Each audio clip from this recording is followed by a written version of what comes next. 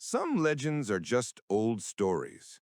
But when a tree starts writing your friend's name, you know the waiting is over. Welcome to Quicktail English. Today's story, The Waiting Tree, takes us to a dark and lonely place. Near our school, there was a very tall oak tree. Its branches were dark and twisted, and it stood alone in a gray, muddy field behind the sports complex. The tree was truly gigantic, a monolith of ancient wood. Its roots spread out like the tentacles of a sleeping monster, making the ground uneven and dangerous to walk on. Everyone called it the waiting tree because it seemed to watch the school with its huge dark canopy, waiting patiently for something. All the older kids said the tree was haunted and that anyone who touched its rough, ancient trunk would eventually disappear. They told quiet stories about the tree drinking the rainwater and drawing its victims closer with silence. The tree was huge, much taller than any other tree in the town. Its bark was rough and ancient, covered in moss and deep shadows. We all knew the rule, a fundamental, unspoken law of the playground. Never walk under the waiting tree. Never even walk close to its shadow. One afternoon, a sudden, fierce rainstorm started just as the last school bell rang. The sky turned an ugly, bruise-like purple, and the rain came down in sheets. I was waiting for my mother, but she was unusually late. Mia, a girl from my class who was always quiet but ready for a challenge, was also trying to find shelter. She decided in a moment of poor judgment to run near the tree. She desperately hoped to use its large, thick branches for shelter from the heavy, bone-chilling rain. The tree, with its dense leaves, seemed like the only dry place left. She was standing under the large, dripping branches when the wind died down, and she noticed something strange on the trunk. It wasn't the texture or the moss that caught her eye. It was a specific area of the bark that looked suspiciously smooth. There were names deeply carved into the wood, but they were not the old, faint carvings you might see on any normal tree, made by bored teenagers years ago. The names were fresh, bright, and looked like new cuts, almost like someone had used a sharp knife just moments ago. The wood fibers were still pale and exposed. Mia read the first few names.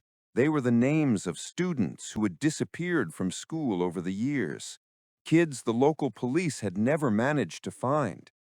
The disappearances were always officially listed as runaways or accidents, but everyone whispered about the tree.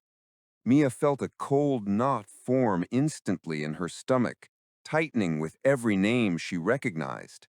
She tried to move, to turn away and run back into the rain, but her feet felt heavy and stuck to the muddy ground. Just then, she saw something move in the air. Her eyes widened. A small, shiny penknife was floating completely unsupported in the air near the trunk. It was a common, cheap plastic penknife, but it moved with an intelligent purpose. The knife was moving by itself, slowly but deliberately, carving a new name beneath the long list of the lost students. The scraping sound was high-pitched and terrible, audible even over the remaining drizzle. Mia watched, frozen by terror and disbelief, as the knife carefully drew the final letters. When the carving was finished, Mia recognized the name immediately. It was Leo's name, her cousin. Leo was the boy who had dared her to sit in the haunted chair only 2 weeks earlier, starting this chain of terrifying events. Leo had laughed loudly when he spoke about the chair, mocking her fear. Now, his name was a fresh wound on the tree. "Leo," Mia whispered, her voice barely audible over the sound of the rain that had started again, heavier than before. What happened to him? Before she could scream and break the silence of the woods, the penknife dropped suddenly to the ground. It sank slightly into the wet mud beside the huge roots. Mia didn't wait for the knife to move again or for the tree to make a sound. She turned and ran away as fast as she could, slipping on the wet, slick grass. She ran without looking back, ignoring the wind and the freezing rain. She didn't stop until she reached the perceived safety of her house, locking the door firmly behind her. The next morning, the sky was clear and the sun was shining, a cruel contrast to the horror of the day before. Leo didn't come to school. His seat in the class was empty. The teacher simply said he was sick, but Mia knew the truth. She was shaking inside. Her imagination kept showing her Leo's name carved into the wood. During the short lunch break, Mia felt a terrible, unescapable obligation. She had to go back. She had to check. She told her best friend, Clara, that she had a stomachache and left the cafeteria. She ran past the field toward the giant oak. The penknife was gone from the mud. It wasn't lying on the ground. The new carving, Leo, was clear, deep, and unnervingly perfect on the bark. Mia approached the tree slowly, heart pounding. She reached out and lightly touched the newly carved letters.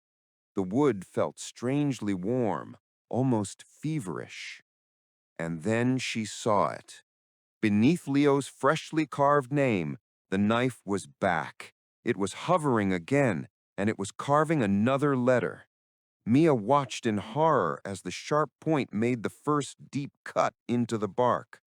It was the first letter of her name, M. The small, sharp blade drew the line, hesitated for a second, and then began the next vertical cut. Mia understood instantly. The tree was waiting for her, and it was about to finish the task it had started. Mia ran. She ran faster than she had ever run before. She ran out of the field, across the pavement, and didn't stop until she was miles away. She knew the tree was waiting for her to be next on its list. She knew she had to tell someone the truth, that the tree was consuming children. But who would possibly believe the story of a haunted tree that carved names with a floating penknife? She never went back to school. Every night she dreamed of the tree, huge and silent. In her dreams she could hear the faint, horrifying sound of the knife scratching wood, knowing that the rest of her name was waiting to be finished, letter by letter. The waiting tree was still waiting, and its task was almost complete. What an unsettling legend! This extended story helped us practice several verb tenses, especially the past perfect, to show an action that happened before another action in the past. The police had never found the kids. Leo had dared her to sit in the haunted chair. This tense is essential for complex narratives. We also used many strong descriptive words. Here are some new words we learned today: gigantic, monolith, tentacles, unspoken, suspiciously, penknife, drizzle, unnerving, feverish, consuming. If you want more spooky stories and lessons for A2 B1 English, please like this video, subscribe to our channel, and share it with a friend. Tell us in the comments, what is the creepiest legend in your town? We will see you next time. And remember, never ignore a warning.